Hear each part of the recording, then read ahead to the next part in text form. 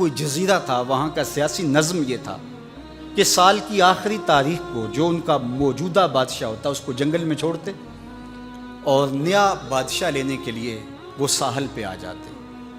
جو پہلا شخص ساحل پہ اترتا اس کو اپنا حکمران مان لیتے، جو بھی حکمران بن جاتا وہ خوش ہو جاتا، حالانکہ اس کو بتا دیتے کہ ایک سال کے لیے تجھے منتخب کیا ہے، سال کی آخری تاریخ کو تخت سے اٹھائیں گے، باندھیں گے، جکڑیں گے، اور اسی جزیرے کے دوسرے کنارے ایک جنگل ہے جہاں خاردار جھاڑیاں اور موذی جانور ہیں، وہاں تجھے پھینک دیں گے۔ وہ بھول جاتا، کہتا دیکھی جائے گی، اور سال کی آخری تاریخ جب وہ رسیاں اور زنجیریں لے کے آتے تو وہ پریشان ہو جاتا کہ آنکھ جھپکنے میں سال گزر گیا، پتہ ہی نہیں چلا۔ پھر روتا ہوا چیختا ہوا اس جنگل میں جاتا اور لوگ اس کو چھوڑ کے آ جاتے اور درندوں کا رزق بن جاتا، اور جو بھی آتا اس نے کبھی انکار نہیں کیا تھا۔ پہلی بار ایسا ہوا کہ جس شخص کو انہوں نے ہار ڈالے، گارڈ آف آنر دیا، تعظیم تکریم دی، سیلوٹ کیا، اس نے کہا یہ سب کیا ہے؟ کہا کہ آج کے بعد تو ہمارا حکمران ہے۔ کہا میں تو امور سلطنت نہیں جانتا، میں تو تاجر آدمی ہوں، چیزیں بیچنے آیا ہوں۔ کہا کہ ہمارا اصول یہی ہے کہ سال کی پہلی تاریخ کو پہلا شخص جو جزیرے پہ قدم رکھتا ہے وہ ہمارا حکمران ہوتا ہے۔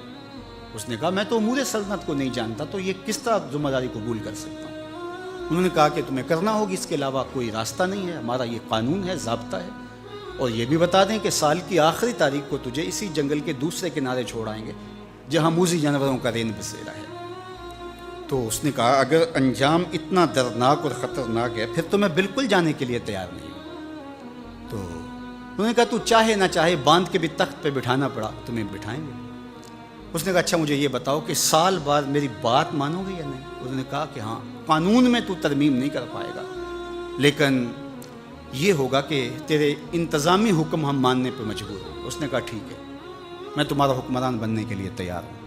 رومی بولتے ہیں کہ جب بھی کوئی شخص تخت نشین ہوتا تو وہ بھول جاتا کہ میرے 7 سال کی آخری تاریخ میں کیا ہونے والا ہے۔ وہ عیش و عشرت کرتا اور یوں وقت گزارتا، سال کی آخری تاریخ آنکھ جھپکنے میں آ جاتی، لیکن یہ پہلا شخص تھا۔ تخت نشین ہوتے اس نے پہلا حکم نامہ جاری یہ کیا کہ کمانڈوز بلائے جائیں۔ بلائے گئے، کہا اس جنگل میں چلے جاؤ جہاں تم بادشاہوں کو پھینک کے آتے ہو، اور وہاں کے موذی جانور کاٹ ڈالو۔ پھر بلدیہ کے ملازمین بلائے، کہا جاؤ جا کے وہاں کی جھاڑیاں کاٹو۔ پھر معمار بلائے، کہا جا کے وہاں محل تیار کرو۔ کچھ لوگوں کو بلایا، کہا جا کے وہاں پھول لگاؤ، پھلدار درخت لگاؤ، سایہ دار شجر لگاؤ۔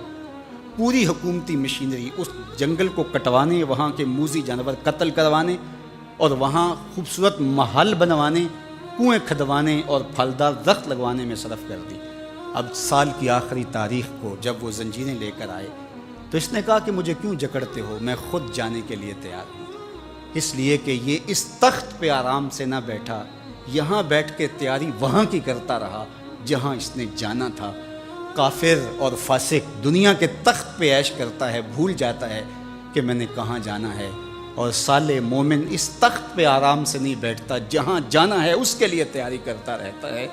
اور جب جنازہ اٹھتا ہے تو وہ کہتا ہے اجلوا بی ولا تؤخروا بی، دیر نہ کرو، مجھے جلدی لے جاؤ، میرا تو وہاں انتظار ہو رہا ہے۔ اور پھر جب وہ وہاں پہنچتا ہے تو القبر روضۃ من ریاض الجنہ، وہ جنت کے باغوں میں سے باغ بن چکی ہوتی ہے۔ وہ سارے تھور، ساری جھاڑیاں، ساری آگ اور وہاں کے سارے بھڑکتے ہوئے شعلے بجھا چکا ہوتا ہے، اپنے اعمال کے لشکر بھیج کے۔ ہم نے دیکھنا ہے کہ ہم یہاں آخرت کے لیے کچھ بھیج رہے ہیں کہ یہیں سب کچھ لٹا رہے ہیں۔ دنیا کے مختلف ممالک میں جانا ہوتا ہے۔ تو ایک دفعہ میں اٹلی گیا تو وہاں ایک شہر میں مجھے کچھ دوست لے گئے، تو وہ چھوٹا سا گھر تھا، تو 20 سے 30 لوگ وہاں رہ رہے تھے۔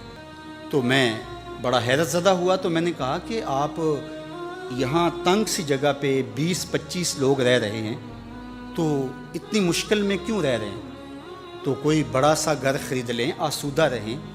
تو انہوں نے کہا کہ جناب آپ ہمارے علاقے میں جا کے دیکھیں، 5-5 کنال کے گھر ہم نے وہاں شروع کیے۔ ہم یہاں کمائی کرنے آئے ہیں، عیش کرنا تھوڑے آئے ہیں، ہم تو چند سالوں کے لیے یہاں آئے ہیں، اس لیے ہم یہاں سے کماتے ہیں، بھیجتے وہاں ہے جہاں ہم نے ہمیشہ جا کے رہنا ہے۔ میں نے کہا یہی تو میں سمجھانے آیا ہوں، جہاں جتنا رہنا ہے وہاں کا انتظام بھی اس حساب سے کرو۔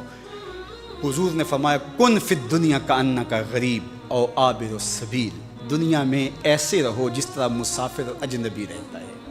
دنیا پر جینا لگا کے بیٹھ جاؤ، چند دن کے لیے آئے ہو، یہ آخرت کی کھیتی ہے، دارالعمل ہے، وہ آخر دارالجزا ہے، تو قبل اس سے کہ وہ وقت آئے ہاتھ ملتے رہ جائیں، توبہ کا در کھلا ہے، سورج ابھی مغرب سے طلوع نہیں ہوا، اللہ کی رحمتیں برس رہی ہیں، اٹھے ہوئے ہاتھ وہ موڑتا نہیں، خالی نہیں پھیرتا، تو اس کی دہلیز، اس کا در، اس کی چوکھٹ نہ چھوڑنا، اور آج غور کرنا کہ ہم کھڑے کہاں ہیں۔